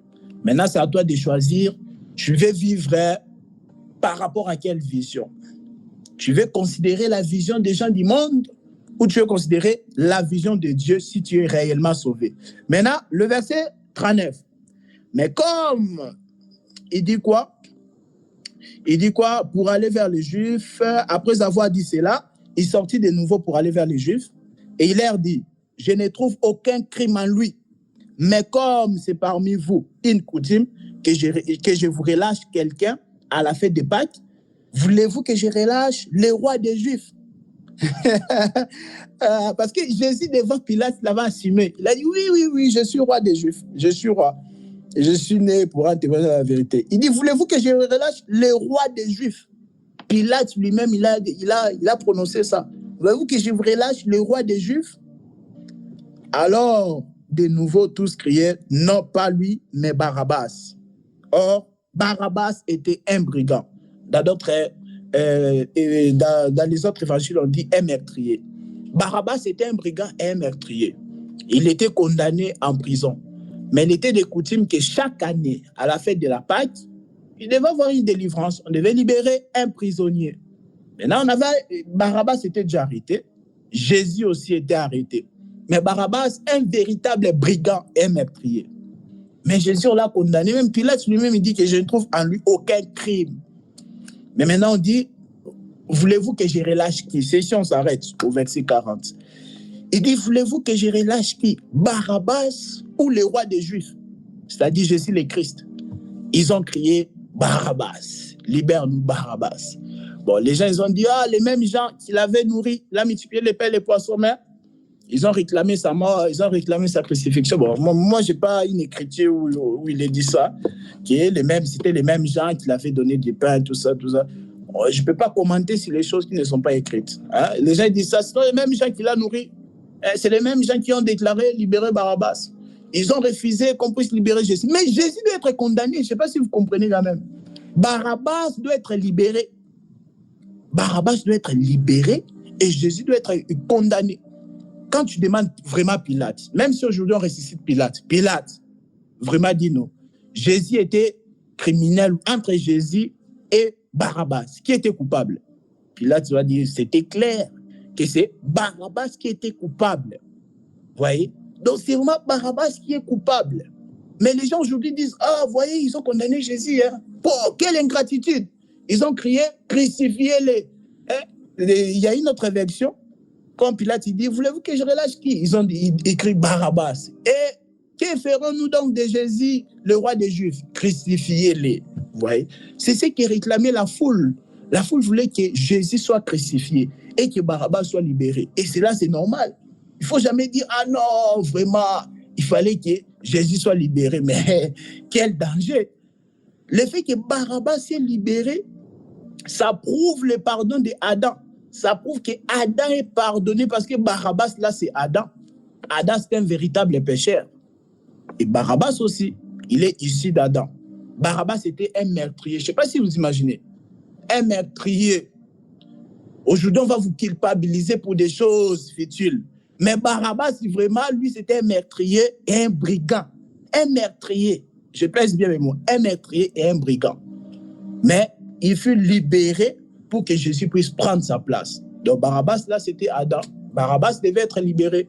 Et c'est là, on nous a déjà annoncé le pardon. Avant même la mort de Jésus, le pardon a été annoncé déjà ici par rapport à l'histoire de Barabbas. Barabbas, le véritable pécheur, doit être acquitté, doit être libéré, mais Jésus doit prendre la place de Barabbas. Donc c'est comme ça. Et maintenant, la question, est-ce que quand Barabbas est libéré, il doit aller demander pardon à Pilate? Est-ce qu'il a demandé encore pardon à Pilate ou pas? Bon, on s'arrête là. Mais répondez-moi quand même. Est-ce que Barabbas, après être libéré, il a été libéré, il était condamné, on l'a libéré. Est-ce qu'il doit demander pardon? Déjà, il a fait quoi pour qu'il soit libéré? Est-ce que Barabbas, tel qu'il était là, il avait fait une œuvre pour qu'il soit libéré de lui-même? Parce que même la voix de la foule là, c'était la volonté de Dieu. Je pense que vous le comprenez, non? Quand la foule dit que Barabbas soit relâché, c'était la volonté de Dieu, non? Parce que Barabbas, c'était Adam, le pécheur véritable, devait être acquitté. Vous voyez? Donc c'est ça maintenant la question. Barabbas a fait quoi pour être libéré de la prison? Est-ce que Barabbas a demandé pardon avant d'être acquitté? Et même après qu'on l'a libéré, est-ce qu'il doit continuellement demander pardon? Je ne sais pas si vous avez compris. Hein? Voilà, que le Seigneur soit loué. C'est ici qu'on atterrit. Voilà, c'était la deuxième partie sur le jour de l'arrestation de Jésus. Donc, toujours dans notre thème, Jésus âgé de 33 ans. Donc, prochainement, on va venir aborder donc le jour de la mort de Jésus. Parce que, comme je vous ai dit, le but, c'est de parler sur les 7 paroles à la croix. Oui, voilà. Que le Seigneur soit loué pour cette séance. Oui, frère Joachim. Moi, je voulais dire aussi, dans une autre manière de voir, dans un autre type de révélation, on peut aussi voir que tu as Jésus qui est le fils du Père et tu as Barabbas qui signifie aussi fils du Père. Donc là, on a la dualité entre celui qui dit la vérité, l'enseignant qui vient de Dieu, et l'autre qui est un meurtrier, comme les faux prophètes dont il est dit que, par exemple, dans le livre de Jérémie, ils poursuivent Jérémie et qui disent tuons-le à coups de parole. C'est-à-dire que les faux prophètes sont des meurtriers spirituels, on peut dire. Donc, voilà. Et parce que Barabbas fait du fils du Père, oui, c'est vrai. J'ai dit ça il y a longtemps. Le fils du Père. Donc, c'est ça. C'est ça que je vous ai dit. Adam aussi fils du Père. Mais il y a un fils du Père qui doit prendre la place de l'autre. Et là, on voit que la foule réclame le faux enseignant, le meurtrier. Au lieu d'écouter l'évangile de la grâce, ils aiment les faux enseignants. Ah, ça. Libérez-nous les meurtriers. Bon, voilà. Donc, plus vous allez lire la Bible avec l'esprit de la croix, la vision de la croix, plus vous allez encore apprendre encore à devenir de plus en plus humble. Quand vous voyez des choses comme ça, Barabbas, il fut libéré quand même. Vous voyez, il fut libéré. Mais Pilate ne s'inquiétait pas qu'il va encore voler, il va encore tuer. Hein? Imaginez, posez-vous cette question-là. On l'a libéré, meurtrier, un brigand, mais il ne s'inquiète pas qu'il va encore tuer. Il va encore, vous voyez. Donc, c'était déjà pour nous montrer d'avance la délivrance, le pardon de Dieu. Voilà, que le Seigneur soit loué. Avant que les frères Joachim puissent prier, oui, on va lire Tite, hein? Tite chapitre, il y a que 3 chapitres. Il y a 3 chapitres Tite. Et puis, on va se voir prochainement par la grâce du Seigneur. Oui, frère Serge, je ne sais pas si tu as quelque chose à dire. Ah, ok, d'accord. Non, ça va, hein, ça va. Oui. Ok. J'espère que tu as quand même suivi malgré que tu étais dehors, non? Oui, mais par contre, moi, la réponse par rapport au peuple juif et celui qui avait tort, je n'ai pas bien compris, hein, mais bon, je vais réécouter encore. Ah, ok. Donc, la réponse, le frère Joachim avait déjà donné d'avance la réponse que... La réponse du frère Joachim, je ne sais pas s'il était il était à la révélation, tu vois. Moi, je n'ai pas voulu rentrer à tout ce qui est révélation, tout ce qui est... Parce que dire que non, lui avait comme ça, non. Moi, juste par rapport à la loi, Jésus-Christ n'avait pas obéi à la loi. Parce que tout à l'heure, là, tu avais dit que non, par rapport à la loi des Juifs. Mais qui avait donné cette loi-là aux Juifs? C'était lui-même le Seigneur Dieu, à travers Moïse. Donc, c'est à travers Moïse qu'ils avaient cette loi-là. Donc, ils respectaient la loi de Moïse. Or, Jésus-Christ avait dit qu'il n'est pas venu abolir, mais qu'il n'était pas... Il faisait des choses pour s'apporter les scandales. Et les scandales, ça ramenait Jésus-Christ vers la croix, comme c'était là le sort de tous ceux qui se comportaient comme ça. Donc, dire que le peuple juif n'avait tort, j'ai pas compris. Hein. D'accord. Je ne sais pas si le prophète Naoum ou bien la sœur Francine est d'accord avec moi. Oui, frère Joachim. J'allais dire, il est dit de la loi, enfin, en tout cas du livre de la loi par le prophète Ésaïe, toute cette révélation est pour eux comme un livre cacheté qu'on donne à quelqu'un qui sait lire, je ne sais plus la phrase exacte. Oui. Qui dit « je ne peux pas car il est cacheté ». Donc toute la loi est cachée en fait. Il faut attendre que Jésus-Christ souffre la croix pour qu'on voit en Apocalypse que le livre qui était scellé a été ouvert. C'est-à-dire que la révélation maintenant est donnée. Avant que Jésus-Christ meure à la croix, en fait, pour eux, tout ça, toute cette loi, c'est leur propre compréhension qu'ils en ont eux, mais ce n'est pas la compréhension que Dieu donne réellement à la loi. Enfin, comment dire ça? C'est pas réellement la pensée de Dieu. Oui. Ils ne savent pas vraiment comment réellement pratiquer la loi selon Dieu, et non pas selon leur propre pensée. Mais frère Joachim, qu'est-ce qui t'empêche d'être simple? Pourquoi tu ne veux pas être simple? Non, mais il a dit que les Juifs ont raison, mais selon leur compréhension de la loi. Tu vois? Moi, je ne veux pas qu'ils puissent rajouter quelque chose. Donc, nous, on veut savoir s'ils avaient raison ou pas. Donc, s'ils avaient raison, c'est par rapport à la loi que Moïse a ramenée. Non, par rapport à la compréhension. Par rapport à la compréhension qu'ils avaient de la loi. Non, parce que Jésus-Christ d'abord, non. Jésus-Christ, il guérissait les gens le jour du sabbat.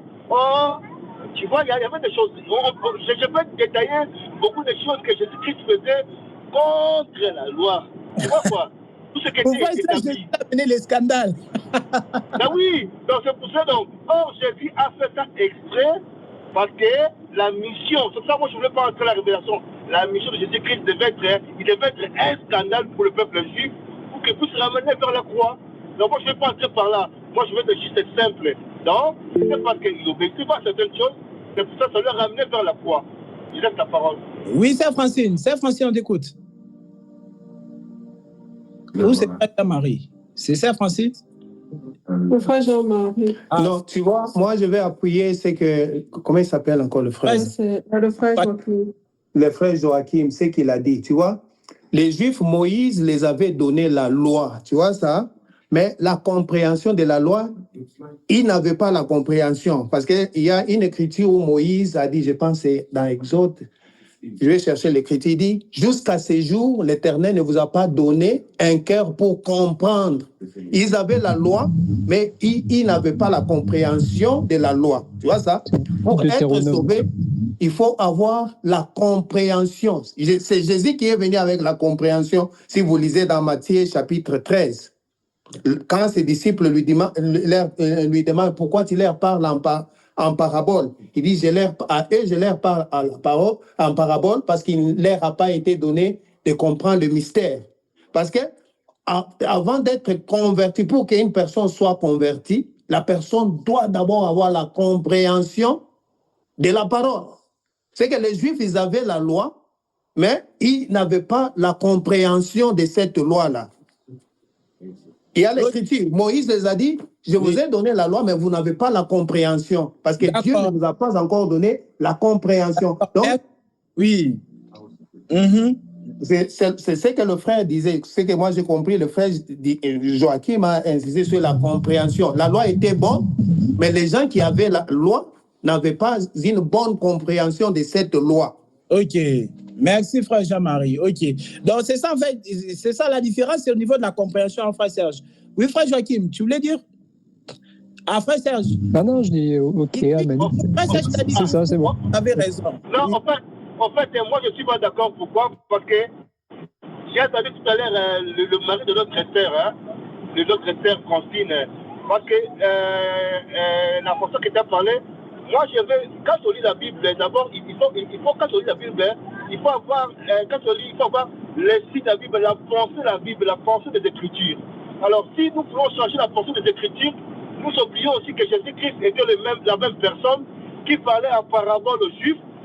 Après, il expliquait à ses disciples. Donc, c'est ça. Moi, je pense que quand vous restez dans la parole, vous allez voir l'esprit de l'Écriture, pourquoi les Juifs étaient arrivés à ce niveau-là. C'est vraiment, c'était prévu, quoi, tu vois. Donc, c'est ça. Alors, si vous dites que non, parce que Moïse a fait dire, mais non, Jésus-Christ a plein les preuves années, Jésus-Christ leur parlait en parabole. Jésus-Christ a fait exprès que les Juifs ne comprennent pas des choses. C'est ça le problème. Il faut rester dans l'esprit de l'Écriture. Je vais revenir sur toi après, frère Serge, pour te demander, d'après toi, alors, qui avait tort, qui avait raison. Oui, frère Joachim a levé la main ou pas? Oui, frère Joachim, après c'est Francis, oui. Et en fait, Jésus n'a pas commencé à parler en parabole aux Juifs lorsqu'il est venu en Israël, parce que l'Écriture dit en Osée chapitre 12, verset 10, je leur ai parlé par les prophètes par des paraboles. Donc en fait, toute la loi est déjà en parabole. Il n'y a que, lorsque Dieu a donné la loi à Moïse, il n'y a que Moïse qui a réellement la compréhension. Parce que Dieu dit à propos de Moïse, je me révèle à lui sans énigme. Donc Moïse a la compréhension de ces choses, mais le peuple n'a pas la compréhension de ces choses.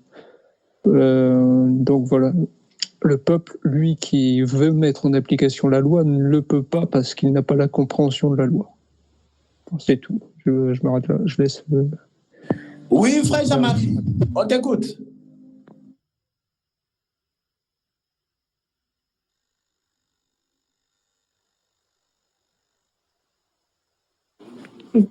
Bien. Tu dis quoi? Bon, ok. Je disais, le frère disait la compréhension. Parce que si tu lis, va lire directement dans, comment dirais-je, Deutéronome chapitre 29, du premier verset au verset 4. Tu vas trouver, c'est la même chose que le Seigneur explique. Parce qu'on parle, jusqu'à ce jour, l'Éternel ne vous a pas donné un cœur pour comprendre, des yeux pour voir et des oreilles pour entendre.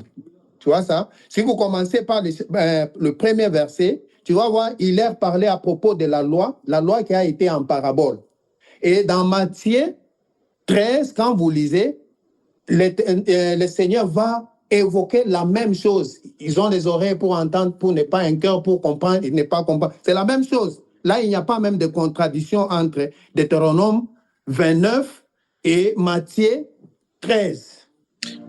Ok, d'accord. Merci. Parce qu'on parle de la compréhension des choses. Tu vois ça? La compréhension, parce que c'est un verset, quand Moïse parle, il n'explique pas. Le Seigneur vient expliquer en profondeur pour dire que non, avant que Dieu qu'une personne s'est convertie, il faut que Dieu te donne d'abord l'oreille pour entendre la compréhension du cœur. Quand il y a la compréhension, c'est en ce moment-là que tu peux te convertir. D'accord, frère? Mon frère, si je vous suis bien, donc Jésus-Christ est venu sauver les Juifs, si je vous suis bien. Parce que donc, quand vous dites ça, donc Jésus-Christ est venu sauver les Juifs n'ont pas voulu, donc ils l'ont rejeté, si je vous suis bien.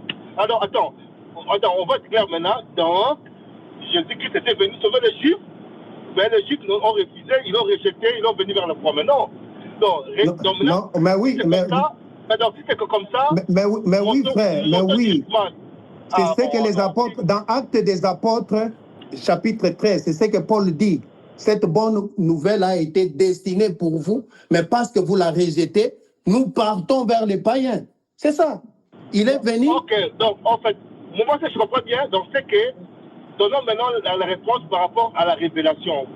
Tu vois? Non, c'est ça. Le chrétien est clair. Même le frère Jean est clair. Il est venu sur les siens. Non, parce que prophétiquement, il ne devait pas être sauvé. Prophétiquement, Jésus-Christ n'est pas venu sauver les Juifs. Prophétiquement, frère. Il a fait un semblant, quoi. Comme s'il voulait les sauver. Écoute, frère, moi, je vais te poser la question. Pierre et les autres, ils étaient quoi? Parmi les disciples de Jésus, tu ne vas pas me dire que non, il n'y avait pas de Juifs. Ok, d'accord.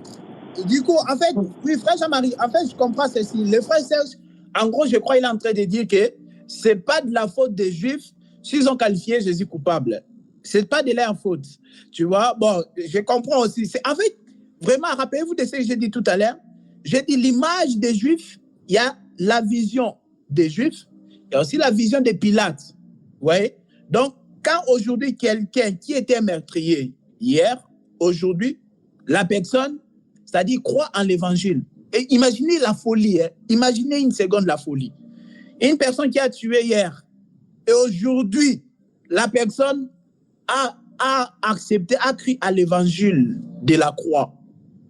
Même nous, ça va nous dépasser. Et soyons honnêtes quand même, soyons honnêtes. Une personne qui a tué hier c'était vendredi. Vendredi, le 30 août 2024. Aujourd'hui, samedi, le 31 août 2024. La personne là, vraiment, croit aujourd'hui à la parole, il croit à l'évangile du salut. Même nous ici, on se dit chrétiens, on prie. Mais est-ce que nous, on va accepter une telle personne qui puisse venir dans nos maisons? C'est compliqué, hein? Vous imaginez ça, non? Est-ce qu'on va accepter une telle personne? Il te dit, frère, je suis aussi chrétien, vraiment, réellement, je suis chrétien aussi, j'ai cru maintenant. Mais le meurtrier à la croix. Comment? Celui qui a accepté Jésus à la croix, le meurtrier. Mais après, ils sont morts. Mais moi, je parle de la sœur Pélagie. Regarde, moi, je parle du cas vraiment que les brigands, après, ils sont morts quand même. Il est sauvé, mais il est mort. Mais moi, je parle d'une personne qui a tué hier, vendredi. Et aujourd'hui, toi, tu les prêches le vrai évangile et la personne croit. Et après, il te dit, ah, vraiment, tu vois vraiment que la personne a cru.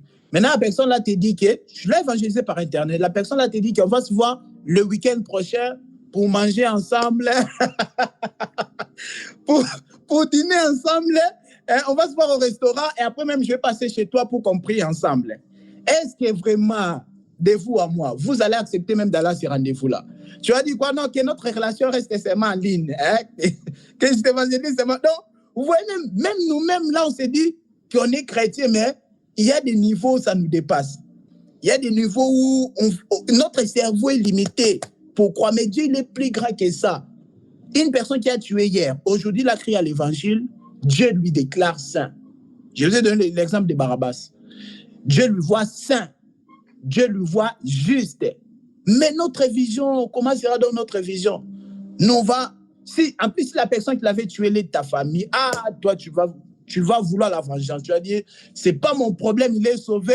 Il va aller vivre ses restants des jours au ciel, en tout cas. Il va aller trop tôt au ciel. Mais moi, je dois me venger. Il a tué mon cousin, il a tué ma cousine. Vous voyez un peu.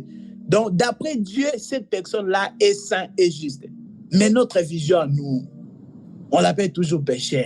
On le trouve coupable. C'est compliqué, hein?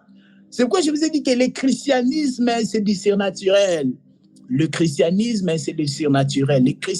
Le surnaturel, ce n'est pas les miracles qu'on vous fait là, chez les faux prophètes, là, les téquites, hein, les miracles là, les jeunes témoins. Ça, ce n'est pas les surnaturels.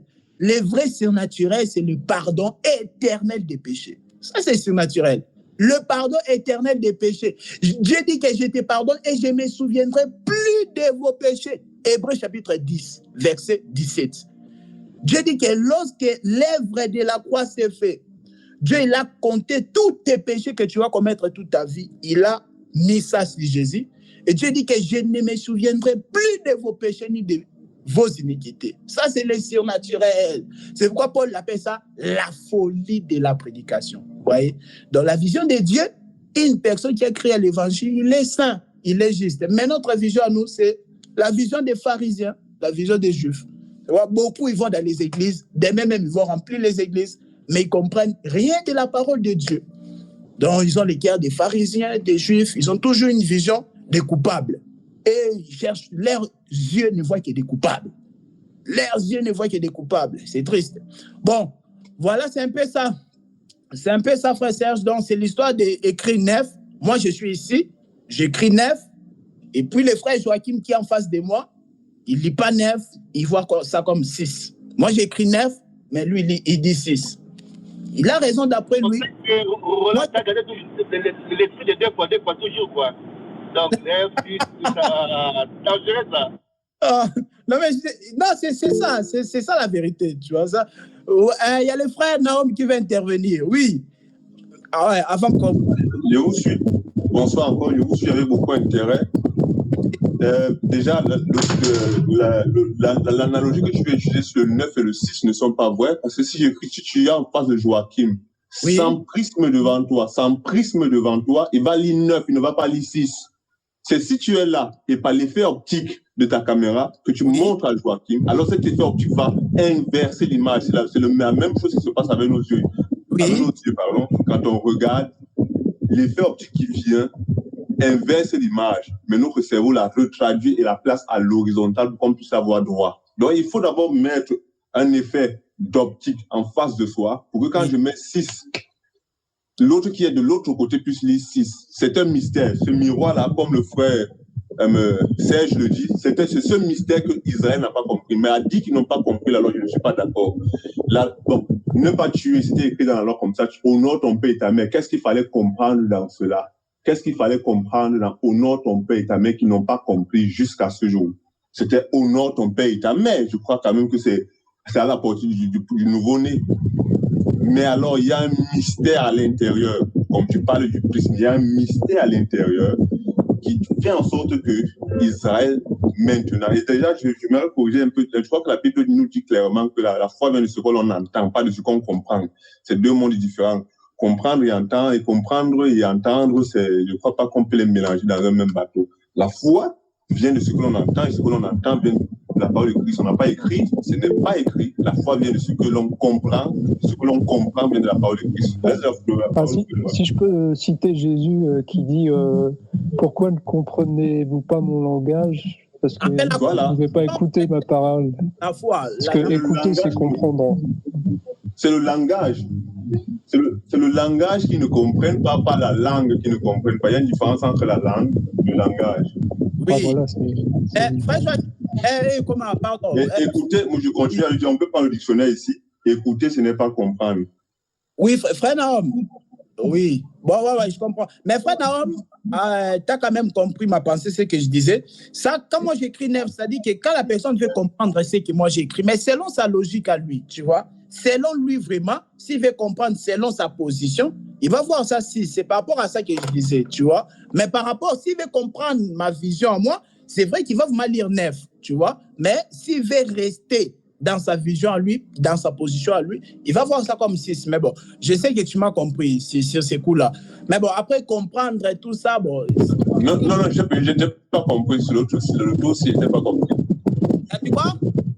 Le tout, moi, je n'étais pas saisi. Le tout, si je n'étais pas saisi. Parce que je te dis, si tu es en face du frère Joachim sans un miroir devant toi, le frère Joachim est là. Si vous voulez, vous pouvez écrire 6 et 9 là. Vous pouvez nous montrer. On va dire ce que vous avez écrit. Parce qu'il y a l'effet d'optique. Il y a l'effet d'optique qui va renverser. Mais si déjà devant moi, il n'y a pas d'effet d'optique, si tu écris 6, je veux dire tu as écrit 6. Comment font nos mamans pour enseigner à nos enfants? Quand ils écrivent 6, est-ce que nos enfants disent 9 à l'école? Non, mais c'est pas quand même compliqué ce que je suis en train de dire, frère Naom. Non, on va dire que si, par exemple, le frère Roland est en face de moi et qu'il écrit 9, moi, je vais voir 9 à l'envers. Mais c'est vrai que je ne vais pas voir 6. Oui. Bon. S'il est en face de toi sans un effet d'optique, je suis toujours sur mon effet d'optique. Oui. C'est comme si vous me dites que dans l'album... Après, on s'est compris, c'est pas trop grave, voilà. Frère, non, il sait pas compris ce que je voulais dire. Bon, voilà, bon, après, ce qui est vrai aussi comprendre, bon, avant de croire, il faut comprendre, tu vois, il faut passer par la compréhension. Donc, ça précède aussi tout ça. Bon, on va revenir prochainement par la grâce du Seigneur. Vous voyez, donc, il y a beaucoup à lire et tout ça. Et concernant la vie de Jésus, Jésus âgé de 33 ans, je ne sais pas s'il y a quelque chose à dire, sinon le frère Joachim va prier et remettre tout entre les mains du Seigneur. Oui, je pense que c'est bon, oui. Tu peux prier, frère Joachim, et commander tout entre les mains du Seigneur.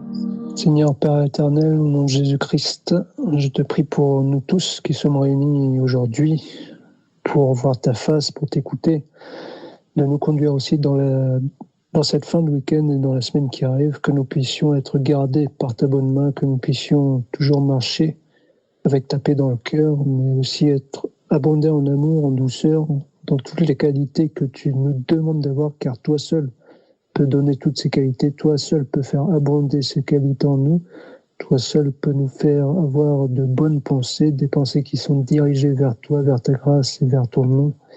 Je te prie de nous garder dans tes pensées, Seigneur, de nous garder dans notre marche tout au long de cette semaine, que nous soyons chez nous ou que nous soyons au travail.